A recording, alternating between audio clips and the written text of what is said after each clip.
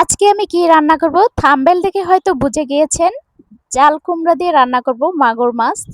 তো রান্না করতে যাই চলেন। চলে আসলাম মাগুর মাছ ভেজে চাল কুমড়া দিয়ে জাল জুল ক্রামশ আসল স্বাদ। অনেক কিন্তু মজা হবে তরকারিটা, আমার সাথেই থাকুন।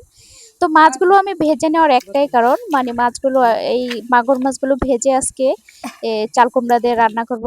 আমাদের গাছের চাল কুমড়া, এখানে সমস্ত মশলা আমি সুন্দরভাবে কষিয়ে নিয়েছি, কারণ একটাই, চাল কুমড়াগুলো বেশি মানে সেদ্ধ করা যাবে না, বেশি সিদ্ধ হয়ে গেলে তরকারির স্বাদটা নষ্ট হয়ে যায়।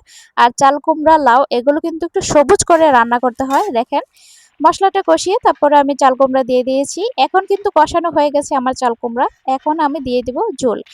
আর এই চাল কুমড়া সবুজ করে রান্না করলে সবচেয়ে বেশি আসল স্বাদ পাওয়া যায়। গ্রামের স্টাইলে রান্না, গ্রামে মাটির চুলায় রান্না।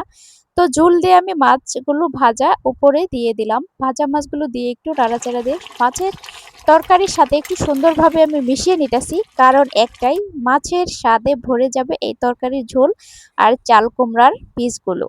আচ্ছা, এখন আমি নামিয়ে রাখছি। দেখেন কালারটা কত সুন্দর হয়েছে। মানুষ কিন্তু আজকে অনেক, মানে আমাদের বিল্ডিং এর কাজের জন্য যে লোক আসছে তাদেরকে দুপুরে খাবার দেওয়া হবে এগুলো দিয়ে। আরো অনেক কিছু রান্না করা হয়েছে বলতে, ভর্তা আর ডাল আর ভাত। আচ্ছা, ওগুলো নাই দেখালাম, আপাতত এই একটা রেসিপি আমি দেখালাম। দেখেন তরকারিটা কত সুন্দর হয়েছে, একদম সবুজ সবুজ কালার, কিন্তু দেখেই বোঝা যাচ্ছে মাশাআল্লাহ খেতে কিন্তু অনেক বেশি মজা হয়েছে।